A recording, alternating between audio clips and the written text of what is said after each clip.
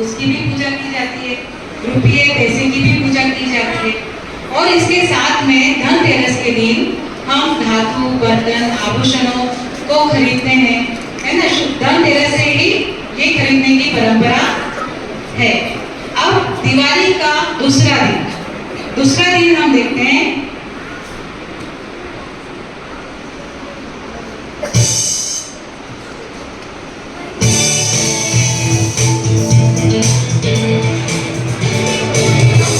दिवाली के दूसरे दिन को हम कहते हैं काली चौदस और नरक चौदस भी कहते हैं।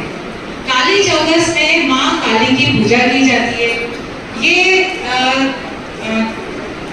जो तंत्र शास्त्र है उसमें माँ काली की पूजा का बहुत महत्वपूर्ण है। रात को माँ काली की पूजा की जाती है शत्रुओं का नाश करने के लिए। और नरक चौदस हम इसलिए कहते हैं कि भगवान श्री कृष्ण ने नरकासुर का वध किया था, इसलिए नरकासुर ने जो कन्याओं को बंदी गृह में बंद कर रखा था, इसीलिए उनको सुरक्षित कर सम्मान प्रदान किया था। इसलिए हम नरक चौदस भी कहते हैं। अब दिवाली का तीसरा दिन जो मुख्य दिन है दीपावली।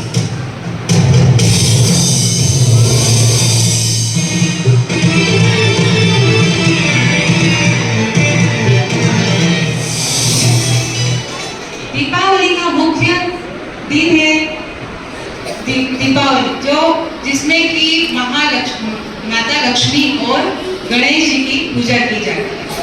माता लक्ष्मी समुद्र मंथन से प्रकट हुई थी और वैभव समृद्धि लेकर आई थी, इसलिए हम माता लक्ष्मी की पूजा करते हैं। लेकिन माता लक्ष्मी के पहले हम श्री गणेश जी की पूजा इसलिए करते हैं कि प्रथम पूज्य गणेश जी जो है इनकी पूजा की जाती है। और हमारी जो गणेश जी को विघ्नहर्ता बोलते हैं, हमारी पूजा बिना विघ्न के संपन्न हो, शुभ हो और लाभदायक हो। इसलिए लक्ष्मी जी को संभालने के लिए विवेक और बुद्धि की भी जरूरत है, इसलिए हम श्री गणेश जी की पूजा करते हैं और साथ में माँ लक्ष्मी जी की पूजा करते हैं।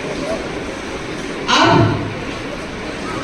इसीलिए एक मान्यता और है इसमें कि भगवान श्री राम और माता सीता और भाई लक्ष्मण ये 14 वर्ष का वनवास करके समाप्त करके अयोध्या लौटे थे और उसी खुशी में अयोध्या वासियों ने दीप जलाए। तभी से दीपावली के दिन दीप जलाने की परंपरा है और हम इसे दीपावली कहते हैं। दीपावली का चौथा दिन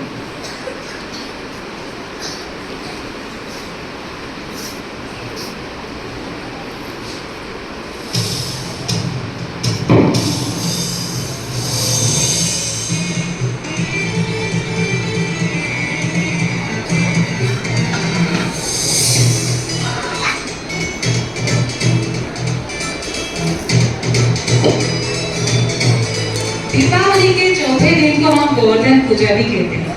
गोवर्धन पूजा में हम हमारे घर में पालतू गाय बैल को सजाते हैं और उनकी पूजा करते हैं और साथ में ही गोबर से बने गोवर्धन पर्वत को बनाते हैं गोबर से और उनकी भी पूजा होती है। भगवान श्री कृष्ण एक बार क्या होता है कि देखो इसमें इंद्र भगवान गोकुल वासियों से नाराज हो जाते हैं और मूसलाधार बारिश करते हैं। उनका घमंड तोड़ने के लिए भगवान श्री कृष्ण अपने गोवर्धन पर्वत को अपनी छोटी उंगली से उठाते हैं और उनका घमंड तोड़ते हैं और गोकुल वासियों को सुरक्षित करते हैं। अब आगे है पांचवा दिन, दिवाली का पांचवा दिन जिसे हम कहते हैं भाई दूज।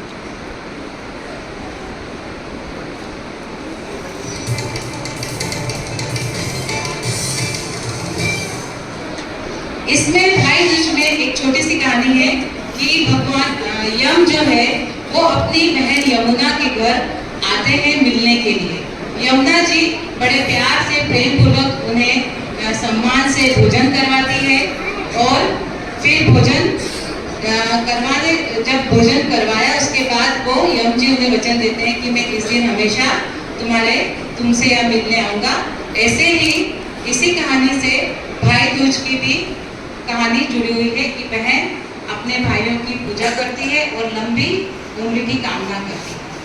तो बच्चों, ये हमारे दिवाली के 5 दिन जो इस तरह से हम पूजा करते हैं, और ये 5 दिन में आपको ध्यान रखना है कि पूजा किस तरह से की जाती है, ठीक है।